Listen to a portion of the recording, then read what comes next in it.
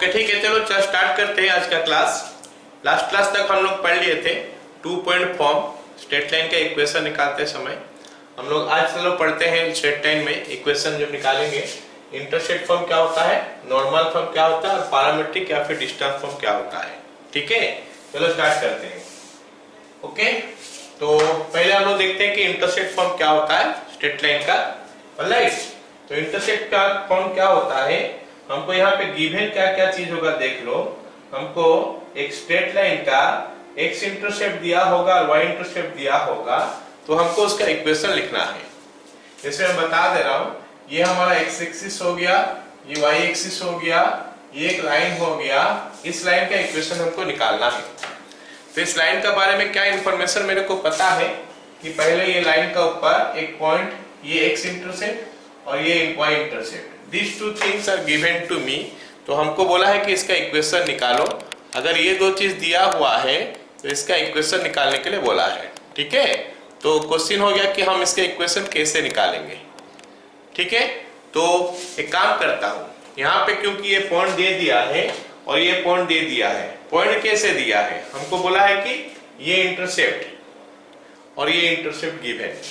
तो let me tell you, X intercept क्या होता है इसका, x intercept is equal to small a मान लेते हैं और y intercept is equal to small b। तो मतलब एक लाइन का x इंटरसेप्ट दे दिया, y इंटरसेप्ट दे दिया है, तो फिर इसका इक्वेशन निकालो ये पूछा है। तो हम क्या करने वाले हैं, फर्स्ट ऑफ ऑल ये पॉइंट जो है यहाँ से अब तक का डिस्टेंस या फिर कोऑर्डिनेट दे दिया a, तो ये पॉइंट को हम मान सकते हैं कि ये वाला पॉइंट a,0 है, जो कि इस लाइन का ऊपर एक पॉइंट है। इस लाइन का ऊपर दूसरा पॉइंट ये वाला हो गया, यहाँ से यहाँ तक b है, तो ये पॉइंट हो गया हमारा 0,b। तो ये x इंटरसेप्ट हो गया, ये y इंटरसेप्ट हो गया। तो ये a मतलब a,0 एक पॉइंट, b,0 दूसरा पॉइंट। तो ये जो है ना, ऐसे हो गया कि लाइन का 2 पॉइंट फॉर्म जैसा हो गया। तो 2 पॉइंट फॉर्म का इक्वेशन हमको पता होता है, क्या होता है कि y माइनस y1। तो हम लिखेंगे अगर y माइनस y1 का जगह में ये पॉइंट का y लिखते हैं, y minus y1 is equal to y2 minus y1 that is b minus 0 divided by x2 minus x1 that is 0 minus a into x minus x1, तो it is x minus a। ये line का equation हो गया। लेकिन ये equation थोड़ा अच्छा नहीं दिख रहा है, हम इसको थोड़ा अच्छा फॉर्म में ला के छोड़ते हैं, तो कि उसका हम बोलेंगे कि लाइन का इक्वेशन है। तो let me write it as y is equal to minus of b by a into x minus a। ये हो गया लाइन का इक्वेशन, अगला फॉर्म, अगला स्टेप हमारा ये हो गया। ठीक है, चलो इसको और थोड़ा सिंप्लीफाई करते हैं। एक काम करता हूँ, ये b को लाके मैं यहाँ पे डिवाइड कर देता हूँ।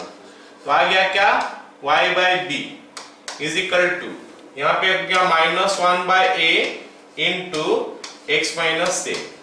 तो ये जो 1 बाय a बच गया, इसको इसका अंदर ले लेता हूँ, तो कुछ ऐसा बनना चाहिए अभी, y by b is equal to minus of x by a plus 1 by a और a हो गया 1।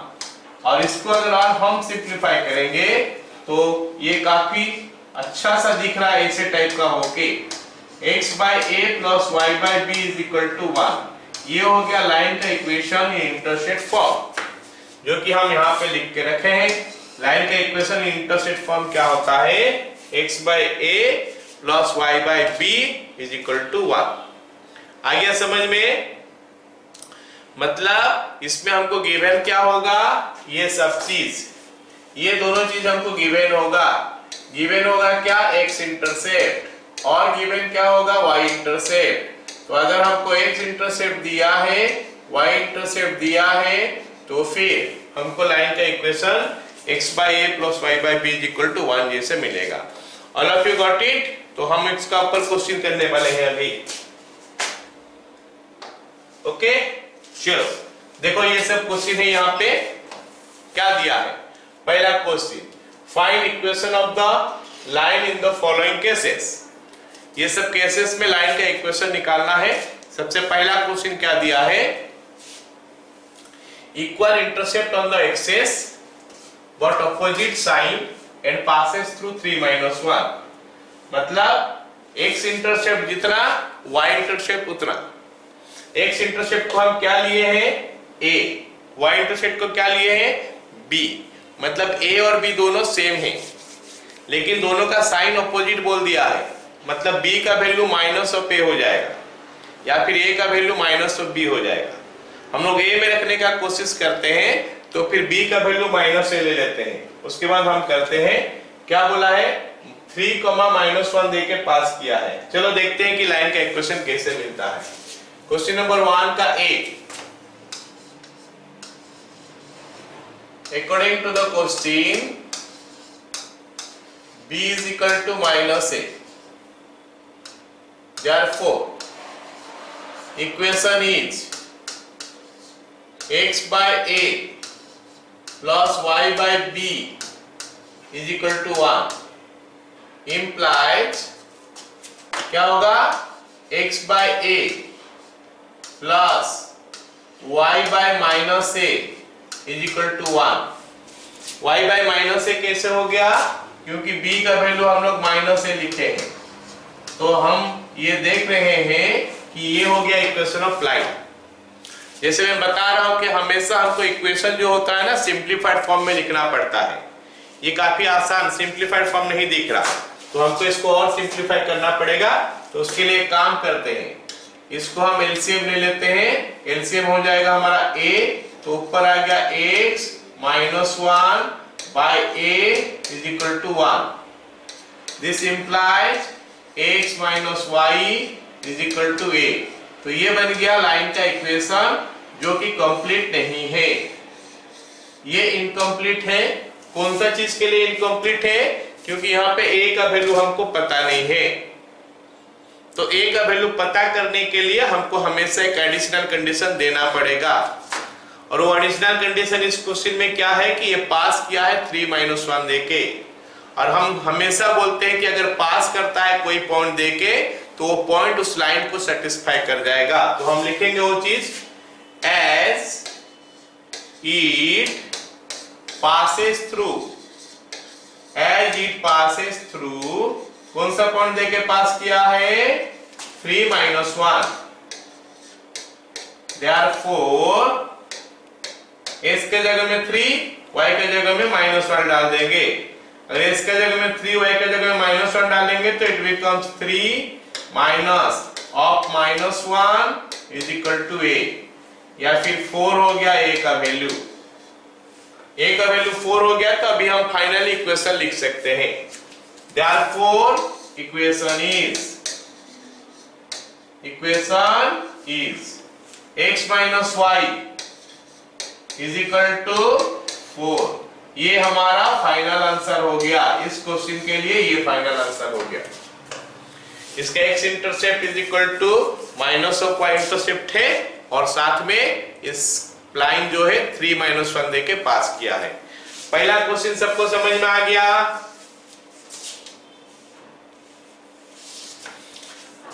अब हम दूसरा क्वेश्चन करते हैं। दूसरा क्वेश्चन क्या बोला है कि sum of the intercept is 14 and passes through 3, 4। इसमें बोला है कि sum of the intercept is 14। तो क्या चीज 14 दिया है, x इंटरसेप्ट और y इंटरसेप्ट दो तो होता है ना लाइन का a इंटरसेप्ट और x इंटरसेप्ट और y इंटरसेप्ट दो तो होता है। इसमें हमको बोला है कि x इंटरसेप्ट और y इंटरसेप्ट का सम जो है वो 14 है। तो फिर लाइन का इक्वेशन निकालो। हो गया, बिट b निकालते हैं, बिट b। According to the question a plus b is equal to 14। Question ये बोला है कि a plus b is equal to 14। तो इसमें से हमको पता चल गया कि b का वैल्यू कितना है 14 minus a। b का वैल्यू हमारा कितना है 14 minus a है। Alright, therefore equation of the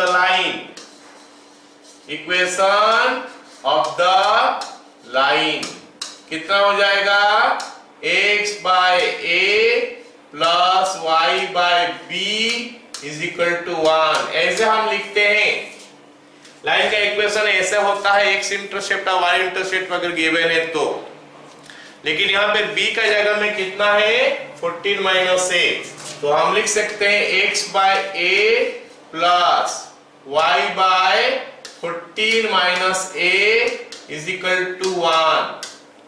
तो ये हमारा लाइन का इक्वेशन हो गया, ये हमारा लाइन का इक्वेशन हो गया।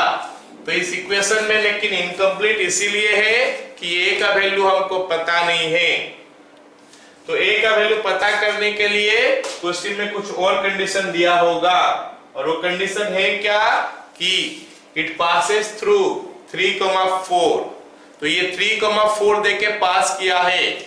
चलो उस पॉइंट को वहां पे पुट कर देते हैं, फिर सिंप्लीफाई करते हैं। लिखते हैं as it passes through, as it passes through, ये पास कर रहा है 3,4 देके, therefore s के जगह में 3, y के जगह में 4 पुट करेंगे। 3 by a plus 4 by 14 minus a is equal to 1। चलो इसको सिंप्लीफाई कर लेते हैं। तो बन गया कितना 42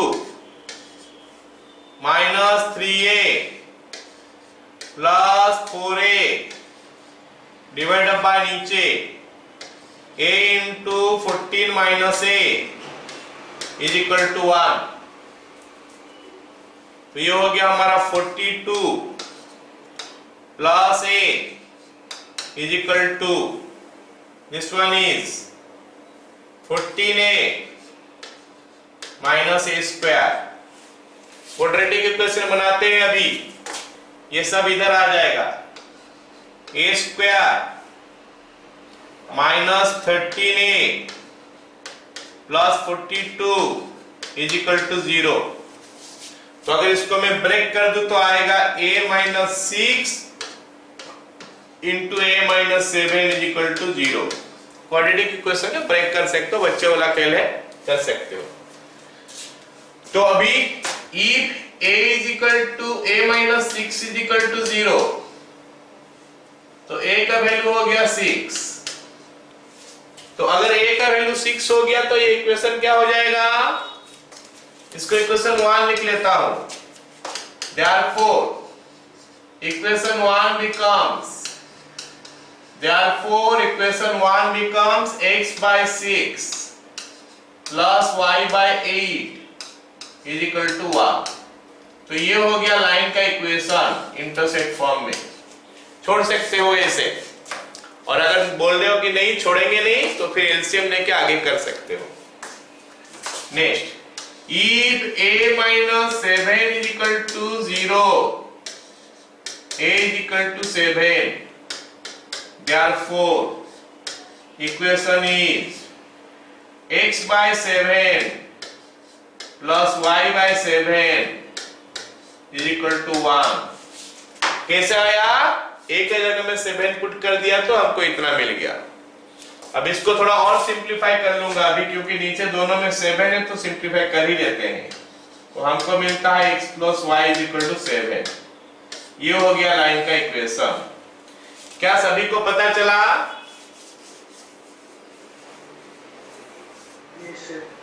चलो अगला सवाल देखते हैं। अभी अगला सवाल हमको क्या बोला है, अब बोला है कि sum of the intercept is 1 and the product is minus 6। बोला है कि sum of the intercept is 1 and the product is minus 6। Okay, चलो मतलब क्वेश्चन सेम करना है। अभी इसमें ये अलजेब्रा ही ज्यादा हो गया। CV according to the question a plus b is equal to 1 और a into B is equal to minus 6। इसको इक्वेशन 1 ले लेते हैं, इसको इक्वेशन 2 ले लेते हैं। ये दो इक्वेशन को सॉल्व करेंगे तो a का वैल्यू मिल जाएगा और b का वैल्यू मिल जाएगा, फिर उस लाइन का इक्वेशन लिख लेंगे। तो एक काम करते हैं, यहां से b का वैल्यू निकाल के यहां पे डाल देते हैं। This implies a into B का वैल्यू 1 माइनस a हो गया is equal to -6, a minus A square is equal to -6, या फिर ए स्क्वायर को उधर ले लेते हैं, -a -6 इज इक्वल टू 0। फिर से क्वाड्रेटिक बना, फिर से हम इसको सॉल्व करेंगे, a minus 3 into a plus 2 is equal to 0 आ रहा है। ओके, तो if a minus 3 is equal to 0 implies a is equal to 3, तो a का वैल्यू 3 मिला तो b का वैल्यू कितना हो जाएगा, 1 या 2 किसी में भी पुट करो b का वैल्यू मिल जाएगा। Therefore b is equal to -2। तो ये हमारा एक सिचुएशन आ गया जिसमें a का वैल्यू 3 आया, b का वैल्यू -2 आया। तो इक्वेशन क्या हो जाएगा, x/3 plus y/-2 is equal to 1। I hope सबको समझ में आया। Yes sir. तो इसमें हमको क्या करना है, अभी एलसीएम ले लेना है। ये अटपटा सा नजर आ रहा है, एलसीएम ले लेते हैं, या फिर माइनस को कल यहाँ पे कर लेते हैं, इधर कर लेते हैं। तो मिलेगा x/3 minus y/2 is equal to 1। ये हो गया लाइन का क्या इक्वेशन। लेकिन हमारे पास अभी दूसरा ऑप्शन भी बचा है, a plus 2 is equal to 0 होगा तो क्या होगा, if a plus 2 is equal to 0, a is equal to -2 हो रहा है। तो b का वैल्यू हम कैसे निकालेंगे, यहां से निकालेंगे b का वैल्यू, a का जगह में -2 डाल दो तो b हो गया 3। Therefore इक्वेशन जो है आ गया x/-2 plus y/3 is equal to 1, या फिर ये लिख लो a -x/2 plus y/3 is equal to 1। ये हमारा लाइन का इक्वेशन हो गया। एक हो गया ये, एक हो गया ये। अच्छा लग रहा है, ठीक है। नहीं लग रहा तो एलसीएम ले लो, फिर ax plus by plus c is equal to 0 का फॉर्म में लिख लो। आ रहा है समझ में।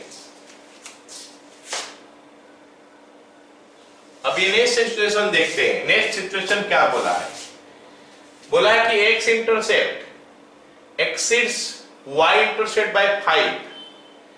तो x इंटरसेप्ट होता है हमारा क्या, a, ये ज्यादा है किससे, y इंटरसेप्ट से। कितना ज्यादा, 5। मतलब a is equal to b plus 5। फिर बोला है कि पासेस थ्रू। ये पासेस थ्रू नाम सुनते ही पहले हमको इक्वेशन लिखना पड़ेगा। देखो ये जो सी बिट हम किए, ओके ना, सी बिट में पासेस थ्रू नहीं बोला था तो हम इक्वेशन नहीं लिखे थे। सी बिट को देखो, पासेस थ्रू नहीं बोला था। हम लोग जब सी बिट कर रहे हैं, कहां गया सी बिट, ये बिट में हम लोग इक्वेशन पहले से नहीं लिखे थे क्योंकि वहां पे पासेस थ्रू नहीं बोला था। तो पहले हम a और b का वैल्यू निकाल दिए, फिर इक्वेशन लिख लिए। जबकि बिट a करते समय या बिट b करते समय मैं पहले ही इक्वेशन लिख दिया। Equation is this. क्यों, क्योंकि यहाँ पे पासेस थ्रू कराना पड़ता है, तो पॉइंट जो दिया है उसको सेटिस्फाई कराना पड़ता है। तो जहां पे भी पासेस थ्रू बोला होगा वहां पे पहले हम इक्वेशन ही लिख लेंगे। जो एडिशनल कंडीशन दिया होगा और एक्स्ट्रा जो भी कंडीशन मिला होगा हमको उसको यूज करेंगे, फिर इक्वेशन निकाल देंगे। निकालने का बाद पासेस थ्रू बोला है तो उस पॉइंट को लाके डाल देंगे, फिर हमको उसमें से जो अननोन वैल्यू होगा वो निकल के आ जाएगा। उसके बाद हम आगे बढ़ सकते हैं। अब ए बिट में भी देखो पहले इक्वेशन लिख दिया, बी बिट में भी देख सकते हो कि मैं पहले इक्वेशन लिख दिया। Equation of the line is this. जबकि सी बिट में मैं इक्वेशन लिखा ही नहीं। सी बिट में मैं पहले इक्वेशन लिखा ही नहीं क्योंकि यहाँ पे पासेस थ्रू का कोई चीज दिया नहीं है। जबकि डी बिट में फिर से पासेस थ्रू बोला है, मतलब डी बिट में भी हमको इक्वेशन लिखना पड़ेगा पहले। तो पहले तो सिचुएशन देख लेते हैं क्या बोला है। क्वेश्चन बोला है कि एक्स इंटरसेप्ट को हम a का नाम से जानते हैं, ज्यादा है किससे, y इंटरसेप्ट से। y इंटरसेप्ट को हम b का नाम से जानते हैं, कितना ज्यादा है, 5। तो ये क्वेश्चन ही मेरे को बोल रहा है कि भाई एक्स इंटरसेप्ट जो है वाई इंटरसेप्ट से 5 ज्यादा है। तो हम ये बोल सकते हैं कि a का जगह में b+5 लिख लो, या फिर b का जगह में a-5 लिख लो। तो अब इक्वेशन हमको लिखना पड़ेगा। इक्वेशन क्या लिखेंगे? x/a plus y/b is equal to 1 होता है। तो x/a के जगह में हम लिखेंगे b+5 plus y/b is equal to 1। बस यहां पे मेरे को इक्वेशन पहले लिखना पड़ा। फिर बोला है कि ये पास करके जा रहा है, कोई एक पॉइंट दिया है, उस पॉइंट को पास करके जा रहा है। कौन सा पॉइंट है? 22 - 6। तो फिर 22 - 6 को ये सेटिस्फाई कर जाएगा, मतलब 22 - 6 इसको सेटिस्फाई करेगा। तो उसको लिखेंगे as it passes through, as it passes through 26 minus 5, sorry 22 minus 6, so satisfy कराते हैं। इसके जगह में 22 डालते हैं, 22 by b+5 plus minus 6 by b is equal to 1। बस अब इसको सॉल्व करते हैं। सॉल्व करने से क्या आता है देखते हैं। Implies 22b minus 6b minus 30 divided by b+5 into b is equal to 1। This implies 22b minus 6b 16 भी आया minus 30 is equal to b square plus 5b। तो इसमें से आ गया हमारा b square minus 11b plus 30 is equal to 0। चलो इतना आ गया। फिर इसको हम फैक्टराइज करते हैं। मेरे को दिखाई दे रहा है कि आ रहा b-5 into b-6 is equal to 0। तो b का वैल्यू या तो 5 आया या फिर 6 आया। ओके, तो अगर b is equal to 5 होगा तो ये इक्वेशन कुछ ऐसा होगा। Therefore equation is okay x/10 plus y/5 is equal to 1। अगर अभी यहाँ पे b का वैल्यू हमारा 6 है तो 5 है तो ये आएगा। ये कौन सा केस के लिए मैं लिखा? b is equal to 5 के लिए लिखा। और अगर b is equal to 6 होगा तो आ जाएगा x/11 plus y/6 is equal to 1। ऐसा छोड़ना चाहोगे तो छोड़ देना, नहीं तो क्या करना? एलसीएम लेना, फिर क्रॉस मल्टीप्लाई कर लेना, फिर ax plus by plus c is equal to 0 का फॉर्म में लिख लेना। इसको तो ऐसे छोड़ने से चलेगा, ये थोड़ा 10 और 5 दिया है तो एलसीएम लेके करना चाहिए, वो अच्छा लुक देगा थोड़ा। ठीक है, तो ये 3 क्वेश्चन 4 क्वेश्चन किए तो पता चल गया होगा सबको कि भाई ऐसा होता है। अगर एक्स इंटरसेप्ट दिया है, वाई ना पॉइंट अगर दिया है पास करके, बोला है कि पास किया है इस पॉइंट में थ्रू में, इन दैट केस ये होना चाहिए कि पहले इक्वेशन लिखो ताकि पॉइंट पुट करेंगे और वो सेटिस्फाई करेगा उसको। पता चला सबको? चलो ये हो गया हमारा डी बिट हो गया। अब हमारा ई बिट। ई बिट काफी इंटरेस्टिंग था क्वेश्चन है एक तो। क्या बोला है? Find equation of a line if the portion of the line of it intercepted between the axes is divided in a ratio 2:3 at 4,5। तो ये वाला क्वेश्चन देखते हैं क्या दिया है। अच्छा, कोई मेरे को ये खाली बता देगा कि 4,5 कौन सा क्वाड्रेंट में होता है? 4,5 कौन सा क्वाड्रेंट? First quadrant. मतलब लाइन कुछ ऐसा है, यहाँ पे दिया ऐसे यहाँ पे एक पॉइंट है, ये पॉइंट का वैल्यू है 4,5। ये पॉइंट हो गया A, ये पॉइंट हो गया B। हमको सवाल बोला है ये कि ये A और B जो देख रहे हो, A और B,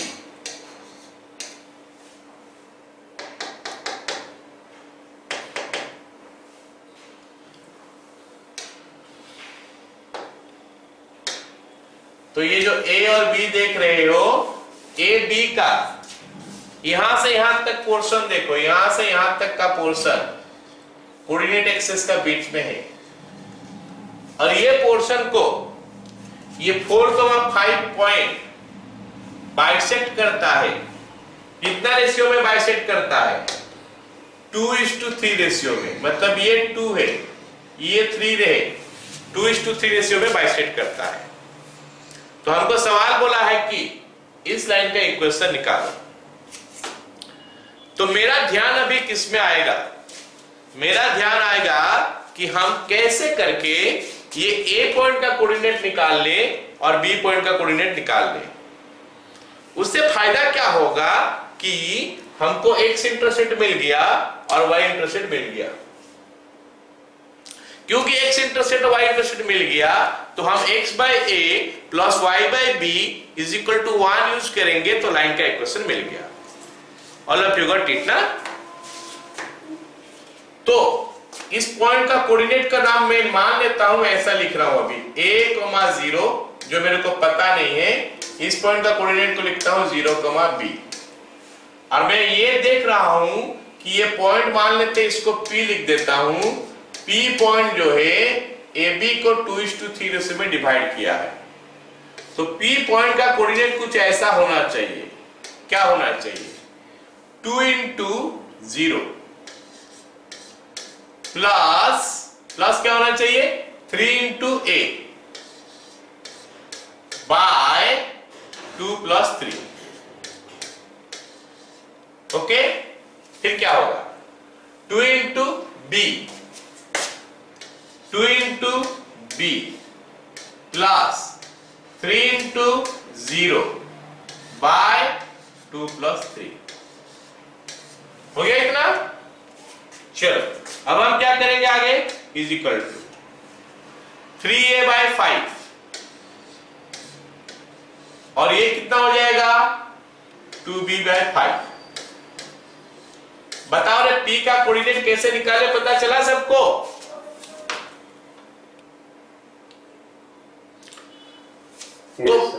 तो फिर अब देखो क्या है, ये P का कोऑर्डिनेट है, लेकिन ये तो मेरे को पहले से ही दे रखा है।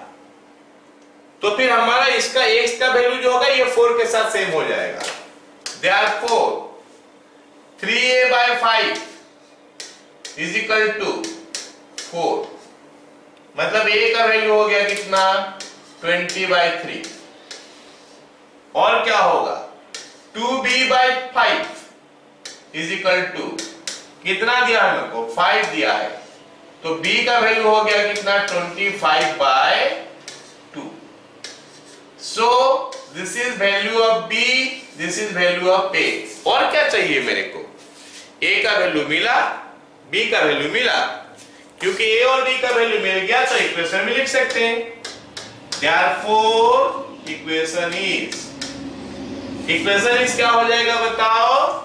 x बाय a हो गया हमारा 20/3 प्लस y बाय b हो गया हमारा 25/3 इज इक्वल टू 1। या फिर मैं ऐसा लिख लूं, नहीं ये 2 है ना, 25/2। तो इसको क्या लिख लूं? 3x by 20 plus 2y by 25 is equal to 1। बस ये हो गया हमारा इक्वेशन। क्लियर है सबको? लेट मी टेल यू, ये जो क्वेश्चन है ना, हमको ऐसा भी दे सकता था। कैसे दे सकता था? मिड पॉइंट बोल देता, वो ये ना देके बोलता कि ये मिड पॉइंट है। तो मिड पॉइंट अगर है तो कैसे निकलेगा बताओ, ये भी बोल सकता था। अगर बाइसेक्टेड अगर ऐसे बोलता 2:3 से ना बोल के बोलता बाइसेक्टेड एट 4, 5, तो हम क्या लिखते हैं a + 0/2 = 4, b + 0/2 = 5, उसमें से a और b निकाल देते हैं। ठीक है, सबको पता चला क्या? Yes sir. चलो अगला क्वेश्चन देखो। अगला क्वेश्चन क्या बोला है?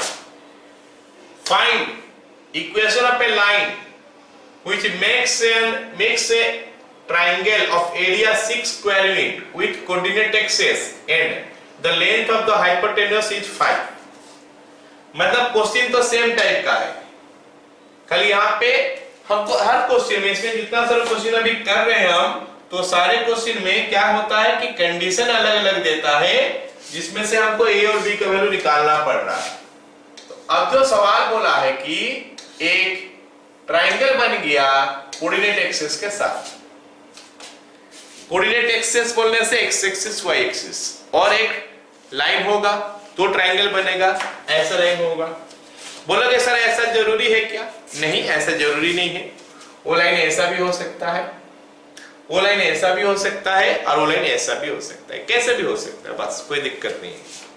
तो कैन बी एनीथिंग।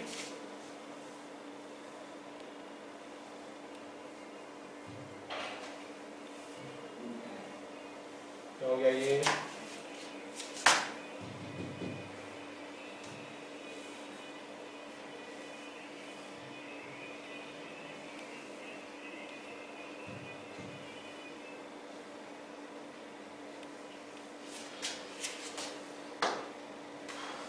हाँ, कैन बी एनीथिंग, इसमें से क्या कुछ भी हो सकता है, ठीक है ना। तो मैं खाली ये एग्जांपल का हिसाब से लिया। हम हर समय जब क्वेश्चन में वेरिएशन आ सकता है, इधर उधर उधर उधर चारों तरफ हो सकता है, हम उस सिचुएशन में क्या लेते हैं जो सबसे इजी होता है हमको समझने के लिए, वो लेते हैं। हम डिफिकल्ट वाला लेते नहीं, हम इजी वाला सब लेते हैं, उसमें से सारे सिचुएशन निकल के आ जाता है अगर जरूरत मतलब कुछ होगा तो। बोला है कि ये जो लाइन है ये एक्स एक्सिस वाई एक्सिस हो गया और ये लाइन हो गया, तो अभी एक ट्राइंगल बन गया। ये ट्राइंगल का एरिया दे दिया है 6 स्क्वायर यूनिट, और दिया है कि हाइपोटेनस का जो लेंथ है वो 5 है। हाइपोटेनस का जो लेंथ है ये हमारा 5 है, ये हमको सवाल बोला है। तो ये हो गया a, 0 मान लेते हैं, ये हम लिख लिए 0, b। ओके, ये हमारा 0, 0 होता है। तो इस ट्राइंगल के लिए हाइपोटेनस का फॉर्मूला तो हमको पता ही है। हाइपोटेनस का फॉर्मूला क्या होता है? a² + b² का रूट ओवर। मतलब अकॉर्डिंग टू द क्वेश्चन दो चीज यहां पे दिया है, हाफ इंटू a इंटू b is equal to half into a इंटू b इज इक्वल टू 6। ये क्यों? क्योंकि एरिया बोला है 6, इसका एरिया जो है 6 बोला है। तो हाफ इंटू यहां से यहां तक का length, half into base into height बोल लेते हैं। Half into base into height is equal to 6। तो इसमें से हमको पता चल गया कि AB इज इक्वल टू 12 हो रहा है, इक्वेशन 1 हो गया। और दूसरा इक्वेशन क्या है कि ये हाइपोटेनस, इसका लेंथ दिया है 5, मतलब a² + b², इसका रूट ओवर जो दिया है 5 है। तो इसमें से हमको पता चल गया ना कि a² + b² is equal to 25 है। तो एक इक्वेशन ये, एक इक्वेशन ये, दोनों का यूज करो, सॉल्व करो, ए बी निकालो, इक्वेशन कंप्लीट करो। किसका? लाइन का। यहां पे भी देखो पासेस थ्रू नहीं बोला है, जहां पासेस थ्रू नहीं बोलेगा हम उसमें इक्वेशन पहले नहीं लिखेंगे, सब चीज निकालेंगे फिर इक्वेशन निकालेंगे। और जहां पे बोलेगा कि पासेस थ्रू है तो वहां पे पहले हम इक्वेशन लिखेंगे ताकि वो पॉइंट को पुट कर सके उसमें, पास करेगा बोला है तो देखते हैं क्या बनता है। अभी a² + b² = 25 है, यहां से b का वैल्यू निकाल लेते हैं, 12/a हो गया। a² + 12/a का whole square is equal to 25। Okay, चलो अब इसमें आगे बढ़ते हैं। आगे क्या होगा? ये हो गया a² + 144/a², a² + 144/a² is equal to 25। तो ये हो गया a to the power 4 plus 144 is equal to 25a square. तो फिर हो गया a to the power 4 minus 25a square plus 144 is equal to 0। ये 144 है और ये 25 है, तो 16 9 जा होता है 144, तो एक 16 हो जाएगा, एक 9 हो जाएगा। a square minus 16 into a square minus 9 is equal to 0। तो जो चीज हम खोज रहे थे ना, सारे मिल गया। देखो, अगर कोई सोच रहा होगा कि सर ऐसा होगा क्या, नहीं, कुछ भी हो सकता है। a का वैल्यू क्या हो सकता है, प्लस माइनस 4 हो सकता है, मतलब a ये भी हो सकता है और ये भी हो सकता है, प्लस 4 भी हो सकता है, माइनस 4 भी हो सकता है। और क्या हो सकता है, a का वैल्यू प्लस 3 भी हो सकता है और माइनस 3 भी हो सकता है, मतलब a प्लस 3 भी हो सकता है, माइनस 3 भी हो सकता है, मतलब अलग टाइप का ट्रायंगल है। ये मान लेते 4 3 है और ये क्या हो जाएगा 3 4, ऐसे ट्रायंगल भी बन जाएगा। यहां से तक 3, यहां से तक 4, तो 12 हो गया एरिया। हाँ, बेस साइड 6 हो जाएगा ना। तो अगर a 4 है तो b का वैल्यू कितना हो जाएगा, इस इक्वेशन से मिलेगा। अगर a 4 है तो b 3 है, और अगर a 3 है तो b 4 है, तो ये प्लस माइनस 3, और यहां पे हो जाएगा a is equal two plus minus 4। Therefore equations क्या क्या बनना है, देखो इक्वेशंस क्या क्या बनेगा, a का प्लस और b का plus, x by 4 plus y by 3 is equal to 1। और क्या हो सकता है, x का प्लस, x का माइनस, y का, b का माइनस, a का माइनस, b का minus, x by minus 4 plus y by minus 3 is equal to 1। ये दूसरा हो गया। और क्या हो सकता है, a plus b plus x by 3 plus y by 4 is equal to 1। और क्या हो सकता है, x minus a minus b minus is equal to 1। मतलब 4 लाइन ऐसा मिल सकता है क्वेश्चन का हिसाब से। हम तो एक ठो किए थे, लेकिन देखो 4 निकल के आ गया समझ में सबको? Yes sir. ठीक, चलो हम अभी लास्ट क्वेश्चन करते हैं। इंटरसेप्ट फॉर्म का क्या बोला, द लाइन होना चाहिए, पूरा नहीं लिखा है। The line x by a minus y by b is equal to 1 passes through 8,6 and cuts up a triangle of area 12 from the coordinate axis. Find its equation. Question कुछ ऐसा है, ये क्वेश्चन जैसा भी हम किए तो उस टाइप का क्वेश्चन है। ऑलराइट, खाली इसमें एक दिक्कत है, क्या, इक्वेशन जो है ना यहाँ पे दिया है x by a minus y by b, मतलब y by minus b is equal to 1। मतलब x इंटरसेप्ट और y इंटरसेप्ट में एक तो माइनस का फर्क है। x इंटरसेप्ट अगर a है तो y इंटरसेप्ट माइनस b है, ऐसा दिया है क्वेश्चन में। ठीक है, तो अगर हमको a का वैल्यू मिलेगा प्लस पे, b का वैल्यू माइनस पे मिलना चाहिए। ओके, चलो देखते हैं क्या हो रहा है। इससे माइनस में क्यों मिलेगा, जरूरी नहीं है कुछ। b का वैल्यू अगर न्यूमेरिक वैल्यू अगर माइनस में आ जाएगा तो इन दैट केस ये प्लस ही हो जाएगा, कोई दिक्कत नहीं। चलो देखते हैं क्या होगा। पहले तो बोल दिया कि पासेस थ्रू बोला, मतलब ये इसको सेटिस्फाई कर जाएगा। दूसरा बोला है कि एरिया तो हाफ पे भी हम देख लिए। ठीक है, पासेस थ्रू 8 6 है।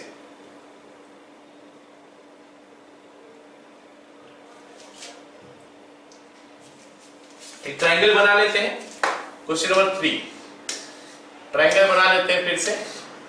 ये ट्रायंगल हो गया, यहां से यहां तक ए सोचो, यहां से यहां तक बी ए सोचो, है ना। या फिर क्वेश्चन में माइनस बी दिया है तो चलो माइनस का तरफ ही करते हैं, क्या दिक्कत है।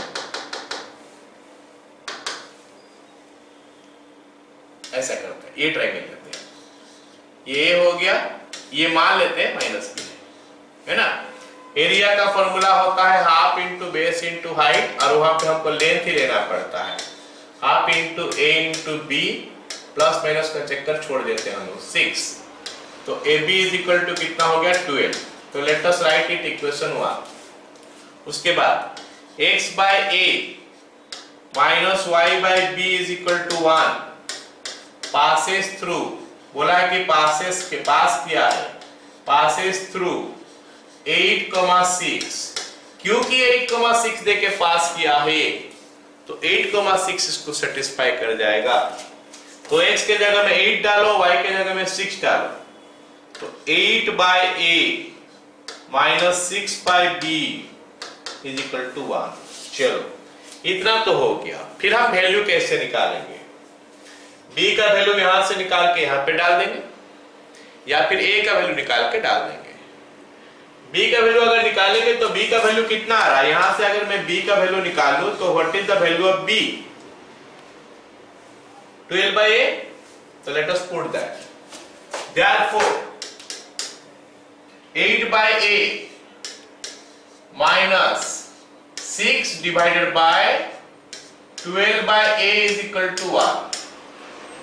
So it is 8 by a minus 6a by 12 is equal to 1. अब इसको सॉल्व करते हैं, a का वैल्यू मिलेगा, जो भी वैल्यू मिलेगा a का वो उस पे पुट करेंगे तो b का वैल्यू मिल जाएगा। ये ना इसके साथ एक्चुअली कट गया, 2 हो गया, तो एलसीएम हमारा 2a, ऊपर आ जाएगा कितना 16 minus a square is equal to 16 minus a square is equal to कितना हो रहा है 1। तो 16 minus a square is equal to 2a। तो a square minus 2a plus 2a minus 16 is equal to 0। हो गया क्या? सही है ना? चलो अब इसको हम लोग को ब्रेक करना पड़ेगा ताकि मल्टीप्लाई करने से 16 आएगा। 16 कैसे आता है? 8 और 2 में आएगा, और किस में आएगा? 4 और 4 में। और तो कहीं 16 नहीं आ रहा है, मतलब कुछ कहीं पे गड़बड़ है क्या? कुछ सीट पढ़े हम लोग ठीक से? It passes through 8,6 और ट्राइंगल का एरिया दिया है 12, ट्राइंगल का एरिया हमको दिया है 12, तो हम लिए हैं कितना 6, तो इसीलिए गलत आ रहा है। ये ट्राइंगल का एरिया का जगह में हम क्या करेंगे 12 करेंगे, तो ये 24 होगा। ऑलराइट, और इसमें भी हम क्या करेंगे 12 के जगह में 24 लिखेंगे, तो ये वाला आ जाएगा पूरा कट जाएगा, गलत हो जाएगा, इसका आगे सब गलत है। ठीक है, ट्राइंगल का एरिया हमको दिया है 12 और यहाँ पे 12 आएगा और यहाँ पे कितना आएगा 24 आएगा। तो हम यहाँ पे पुट करेंगे तो 24 बाय a आया और यहाँ पे ये 6a बाय 24 आ गया, 6 में काट देंगे तो एलसीएम 4 हो गया, 4a हो गया एलसीएम, ऊपर आ गया हमारा कितना, ये 4 हो गया कट के, 4a हो गया एलसीएम, तो यहाँ पे आ गया 32 minus a square is equal to कितना 1। तो ये 32 minus a square is equal to 4a, तो a स्क्वायर माइनस नहीं plus 4a minus 32 is equal to 0। तो a plus 8 into a minus 4 is equal to 0। तो फिर हमको a का वैल्यू क्या मिला, एक माइनस 8 मिला और एक मिला 4। a का दो वैल्यू मिला, एक तो मिला माइनस 8, एक तो मिला 4। All of you got it?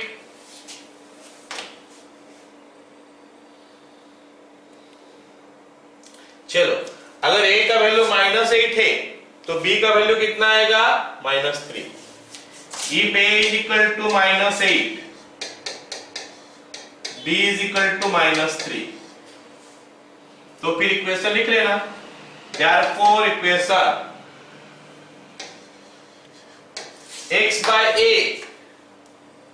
तो कितना हो जाएगा x by -8, y by b that is y by +3 हो जाएगा, x by -8 minus y by -3 is equal to 1। Okay, तो अगर मैं इसको लिखूं आगे तो कुछ ऐसा बनेगा, x by -8 plus y by 3 is equal to 1। All of you got it. अब अगर a का वैल्यू मैं 4 लूं तो b का वैल्यू आएगा 6 एंड अकॉर्डिंगली हमारा इक्वेशन हो जाएगा। जल्दी से बता दो समझ में आया कि नहीं रे? Yes sir. Yes sir. चलो, ये बन गया हमारा इक्वेशन। अगला हम पढ़ते हैं क्या, नॉर्मल फॉर्म। नॉर्मल फॉर्म क्या होता है? नॉर्मल फॉर्म क्या होता है बता रहा हूं। नॉर्मल वर्ड जो एक यूज हुआ है ना, उसका मतलब क्या होता है? उसका मतलब होता है कि हमको ओरिजिन से उस लाइन का ऊपर एक परपेंडिकुलर ड्रॉ करना पड़ेगा। ओरिजिन से अगर मैं उस लाइन का ऊपर एक परपेंडिकुलर ड्रॉ करूंगा, उस परपेंडिकुलर को हम बोलते हैं क्या, नॉर्मल। तो उस नॉर्मल का इन्वॉल्वमेंट होना चाहिए।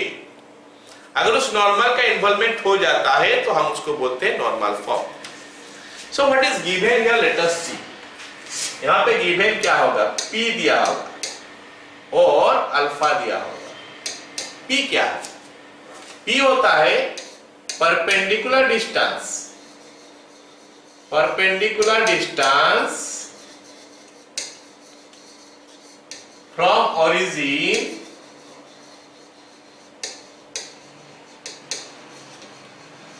To the line, perpendicular distance from origin to the line. दूसरा क्या हो गया, alpha, angle made by the perpendicular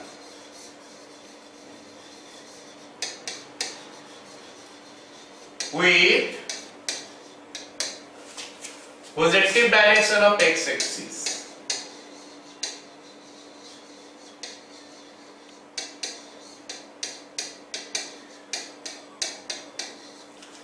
measured in anti-clockwise direction।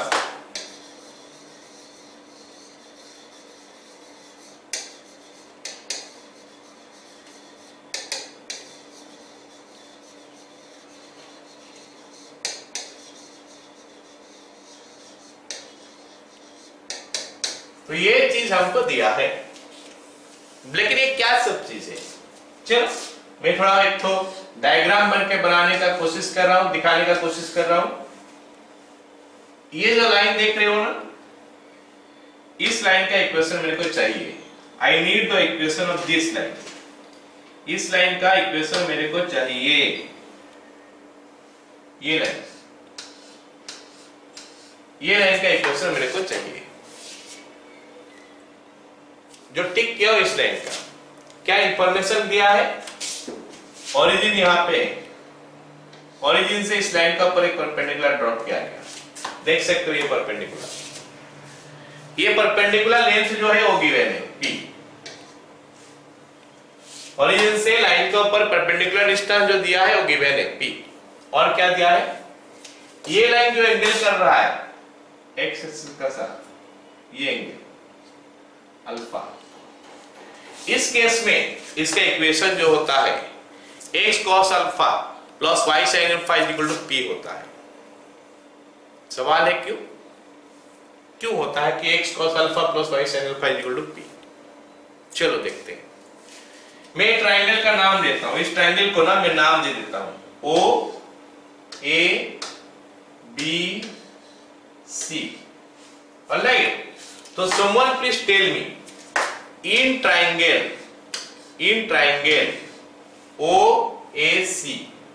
OAC triangle में अगर मैं cos अल्फा लूंगा, क्या मेरा ये OC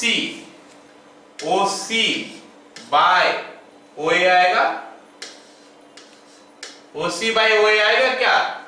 क्योंकि ये 90 डिग्री है तो इसका सामने जो है ओ होना चाहिए हाइपोटेनस, और हमारा कॉस का फॉर्मूला होता है b बाई एच।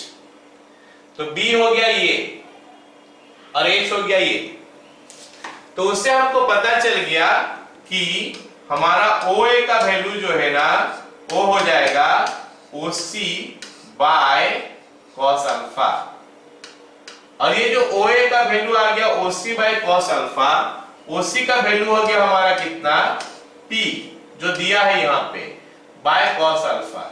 क्या सबको समझ में आया? OC is equal to OA is equal to P by cos alpha.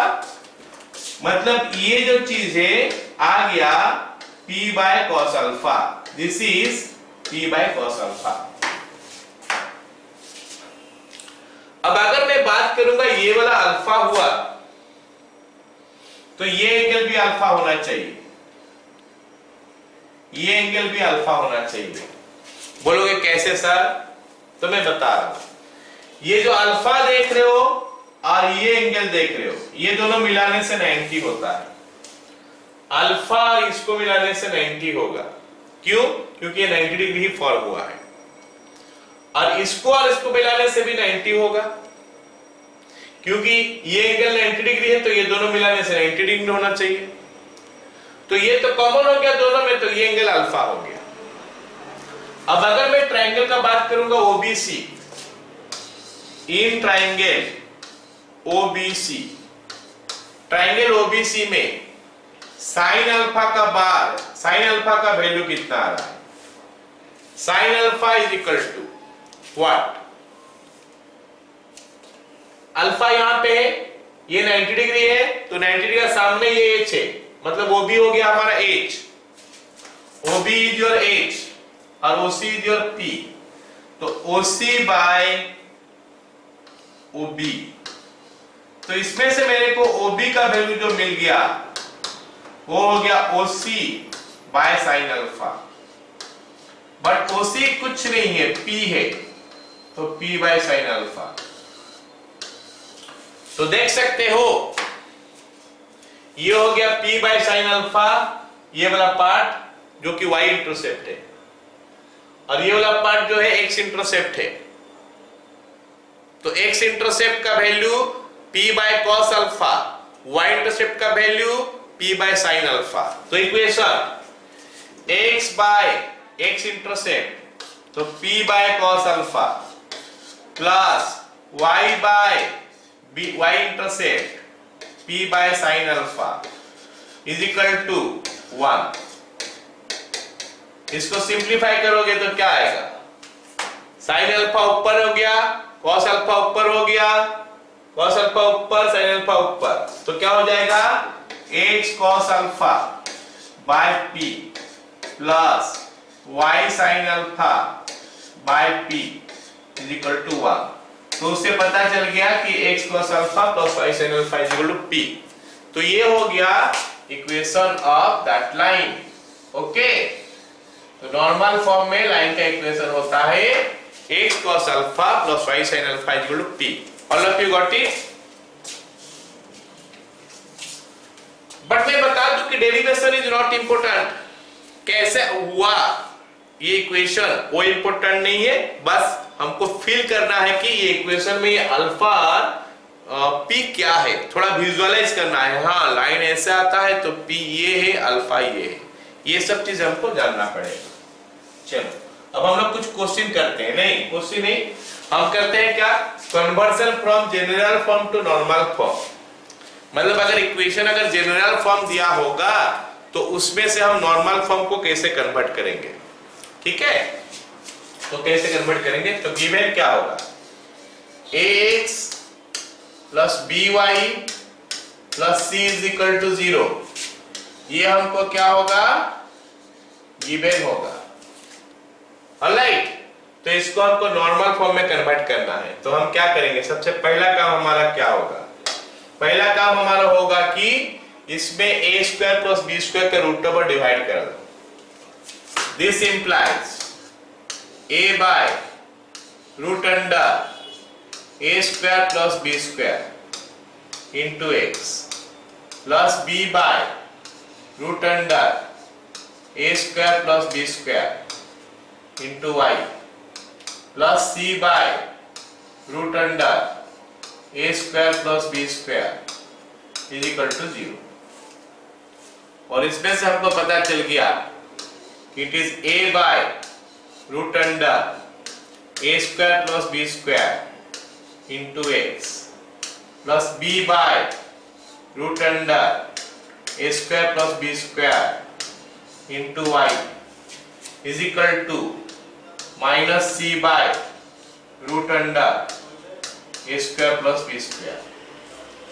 इतना करने का बाद अगर राइट हैंड साइड पॉजिटिव है तो ये हमारा फाइनल लाइन है, फाइनल आंसर है। If RHS is positive, it is the required equation। अगर RHS पॉजिटिव है तो यही हमारा रिक्वायर्ड इक्वेशन है। बोलोगे सर तो नेगेटिव लिखा है, पॉजिटिव क्यों बोल रहे हो? क्योंकि हो सकता है C नेगेटिव हो तो C और माइनस ये दोनों मिलके प्लस हो जाएगा, तो ये रिक्वायर्ड इक्वेशन हो जाएगा। और P का वैल्यू कितना हो जाएगा जानते हो?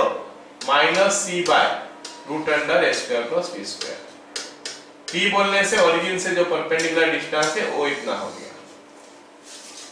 ओके और क्या होगा? कॉस अल्फा क्या होगा? A by root under A square plus B square. और साइन अल्फा क्या होगा? B by root under A square plus B square. बोलोगे ये सब क्या बोल रहे हो सर? तो मैं बता रहा हूं कि हमको जो इक्वेशन है, हमारा जो इक्वेशन होता है वो कैसा होता है? x cos alpha normal form का plus y sin alpha is equal to p, यही होता है। तो जिसके जगह में जो है करस्पॉन्डिंगली हम लोग क्या कर लेंगे उसको देख लेंगे। ये राइट हैंड साइड लेकिन हमेशा पॉजिटिव होना चाहिए, इसीलिए कि ये परपेंडिकुलर डिस्टेंस है। तो ये p है, this is p, p should be positive, perpendicular distance should be always positive. अब बोलो सर ये तो आप बता दिए कि राइट हैंड साइड पॉजिटिव होगा तो क्या करोगे? अगर राइट हैंड साइड नेगेटिव होगा वो भी बता दो। तो अगर राइट हैंड साइड नेगेटिव होगा तो हम क्या करेंगे? माइनस थ्रू आउट मल्टीप्लाई कर देंगे। ऑलराइट, तो ये वाला पॉइंट नोट कर लो। इफ RHS किसका? इसका। If RHS is negative, multiply -1 both sides, multiply -1 both sides। हो गया? अब -1 दोनों तरफ मल्टीप्लाई कर देंगे, फिर हमारा निकल जाएगा इक्वेशन। ठीक है, मतलब फिर वही बात है, राइट हैंड साइड जो है वो पॉजिटिव हो गया, उसके बाद RHS जो है वो P हो गया, और हो गया क्या? cos alpha sin alpha. Done, clear हो गया रे? चलो 2-3 क्वेश्चन करते हैं, आइडिया हो जाएगा। ये क्वेश्चन दिया है, क्वेश्चन बोला है क्या है कि express this to normal form. बोला है कि नॉर्मल फॉर्म में इसको एक्सप्रेस करो, ये चीज को नॉर्मल फॉर्म में एक्सप्रेस करो। Find the angle it makes with x axis and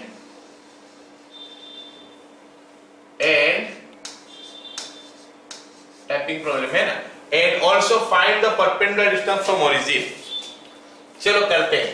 3x minus 4y, 3x plus 4y minus 15 is equal to 0।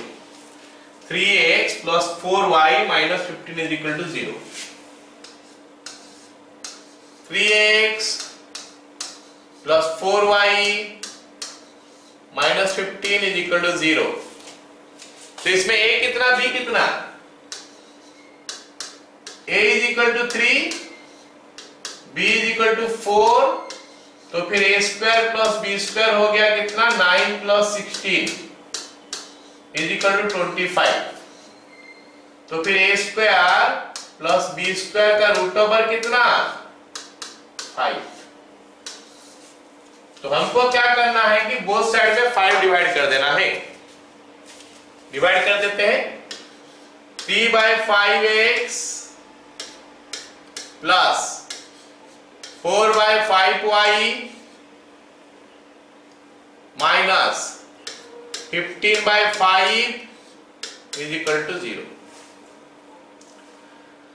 तो ये बन गया 3/5x plus 4/5y minus 3 is equal to 0। हमको बोला है कि डिवाइड कर लो, फिर ये कांस्टेंट को राइट हैंड साइड ले लो। ले लेते हैं 3/5x plus 4/5y is equal to 3। Check करो कि वो पॉजिटिव है या नेगेटिव है। अभी तो फिलहाल पॉजिटिव है, तो हम क्या करेंगे p इज इक्वल टू 3 लिख देंगे। ये हमको पूछा है एक सवाल में, और भी पूछा है। क्या पूछा है कि कितना एंगल करता है विथ एक्स एक्सिस। तो ये cos अल्फा है। cos alpha is equal to 3/5। sin alpha is equal to 4/5। हम ये सब केस में जब एंगल निकालते हैं ना, जब cos अल्फा sin अल्फा का वैल्यू अलग अलग से करके देता है, तो उसमें से हम लोग tan अल्फा पहले निकालते हैं, फिर वैल्यू निकालते हैं अल्फा का। तो दोनों को डिवाइड कर दो। Therefore tan alpha is equal to, ये 4/5 हो गया, 3/5 हो गया, कट के 4/3 आया। तो alpha is equal to tan inverse of 4/3। पहला क्वेश्चन सबको समझ में आ गया?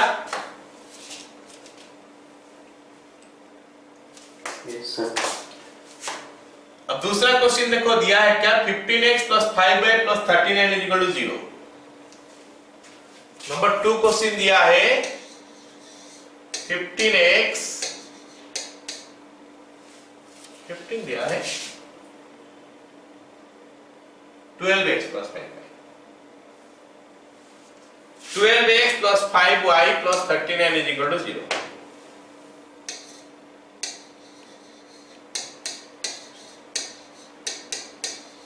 तो ये कितना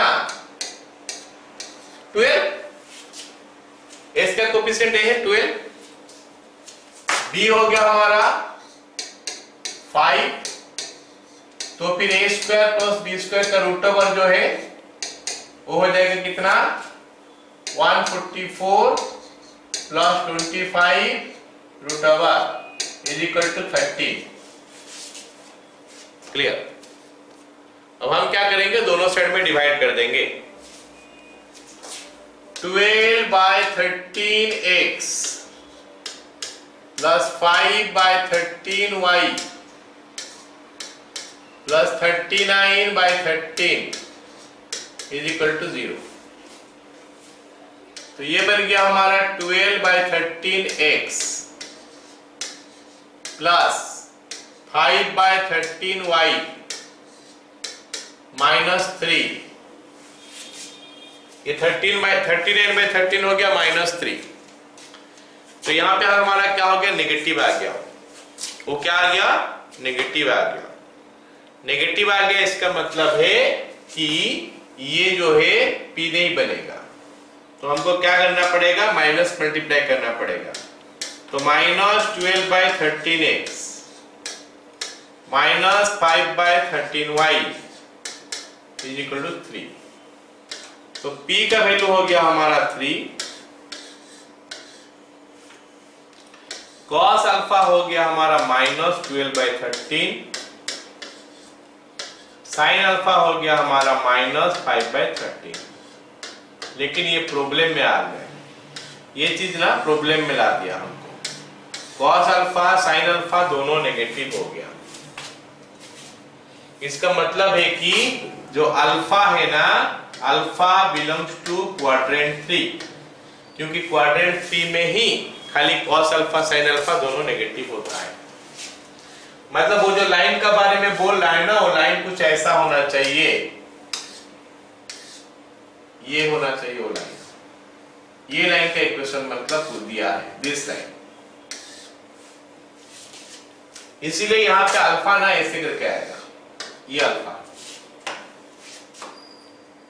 जब देखना दोनों का दोनों नेगेटिव होगा तो अल्फा क्या होता है, पाई, अल्फा क्या होगा, pi plus tan inverse of this much, या फिर एंगल कितना बनाया है वो बोलेगा। तो therefore angle made by the perpendicular with x axis is equal to क्या हो जाएगा, पाई प्लस क्या हो जाएगा, tan अल्फा कितना होता है देख लेना। tan अल्फा कितना हो रहा है, 5/12, tan इनवर्स 5/12। इसमें से पहले tan अल्फा निकाल देंगे हम लोग।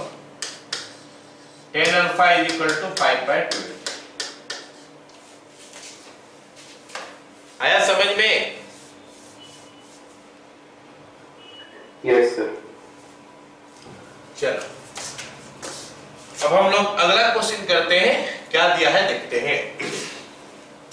क्या बोला है, find equation of a line if length of the perpendicular from origin to the line is 3। मतलब ये हमारा p का वैल्यू हो गया। और क्या बोला है, and the line and the perpendicular makes an angle tan inverse 5/12। मतलब ये हमको अल्फा का वैल्यू दे दिया है, तो p का वैल्यू भी दे दिया, अल्फा का वैल्यू भी दे दिया, बोला है इक्वेशन निकाल। तो चलो करते हैं। p is equal to 3, alpha is equal to tan inverse 5/3। Okay, ये क्वेश्चन नंबर 3 हो गया, जिसमें हमको p का वैल्यू दिया है 3, अल्फा का वैल्यू दिया है tan इनवर्स 5/3, 5/12। तो इसमें से मैं tan अल्फा निकाल दूंगा ना, tan alpha is equal to 5/12। लेकिन हमको जो इक्वेशन दिया है नॉर्मल फॉर्म में, वो नॉर्मल फॉर्म जो इक्वेशन है वो इक्वेशन क्या है, इक्वेशन है क्या हमारा, x cos alpha plus y sin alpha is equal to p। मतलब हमको cos अल्फा sin अल्फा चाहिए। यहां पे अलग कुछ दिया है, यहां पे हमको दिया है tan अल्फा दिया है। तो कोई बात नहीं, हम इसमें से sin अल्फा और cos अल्फा निकाल ही सकते हैं। ये वाला पार्ट से हम sin अल्फा cos अल्फा निकाल लेंगे। एक ट्रायंगल बना लेंगे, ट्रायंगल में एक जगह में अल्फा बैठा दो, ताकि हमको पता चले कि ये p हो गया, ये b हो गया और ये h हो गया। tan अल्फा होता है p/b, ये हमारा p/b होता है। इसका मतलब p हो गया हमारा कितना, 5x, b हो गया हमारा कितना, 12x। पाइथागोरस थ्योरम लगाओगे तो h हो गया हमारा 13x। तो फिर हमारा sin अल्फा का वैल्यू निकल जाएगा। sin अल्फा होता है p/h 5x/13, जो कि हो गया 5/13। cos अल्फा का वैल्यू हो गया हमारा b/h 12x/13, जो कि हो गया हमारा 12/13। All of you got it? तो ये हमारा मिल गया cos अल्फा और sin अल्फा का value. Therefore equation is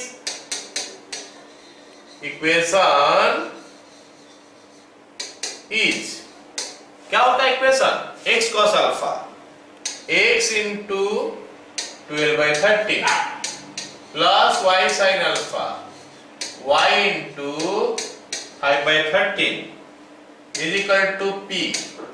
p का वैल्यू हमको दिया है 3।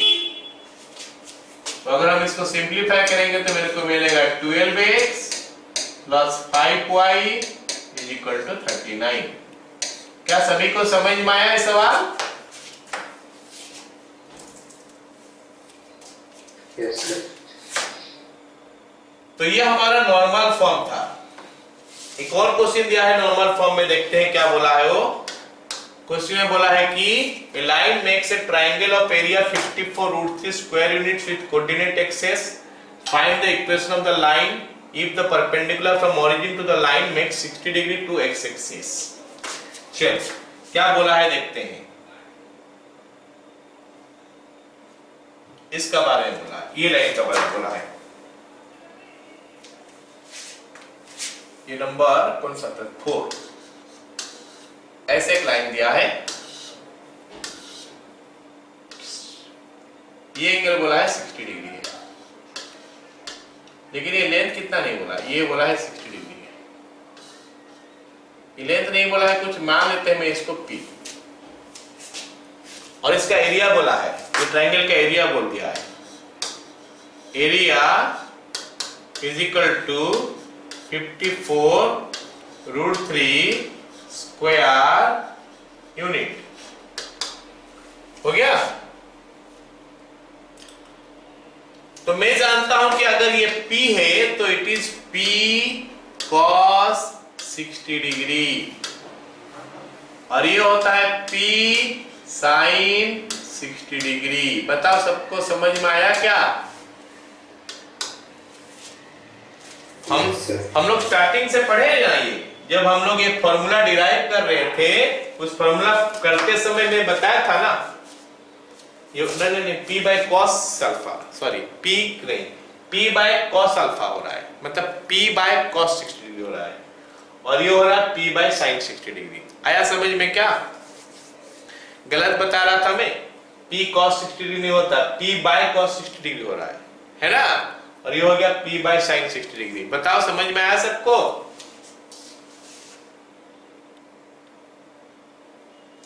तो ये हो जाएगा हमारा P cos 60 डिग्री नहीं है, P बाय cos 60 डिग्री है, और ये हो गया हमारा P बाय sin 60 डिग्री। एक बार और से लिख देते हैं।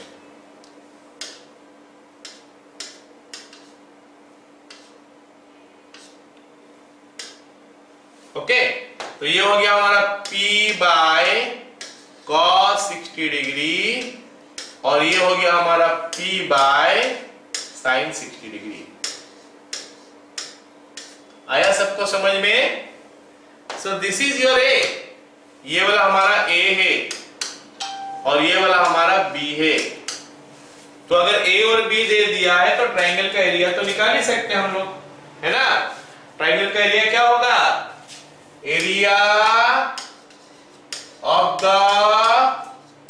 Triangle is equal to half into A into B is equal to 54√3. Okay, this implies half into A का वैल्यू हो गया हमारा क्या? P by cos 60 degree into P by sin 60 degree is equal to 54√3। चलो, हमको चाहिए अभी P का वैल्यू। P का वैल्यू मिल जाएगा तो एरिया मिल जाएगा, नहीं इक्वेशन मिल जाएगा।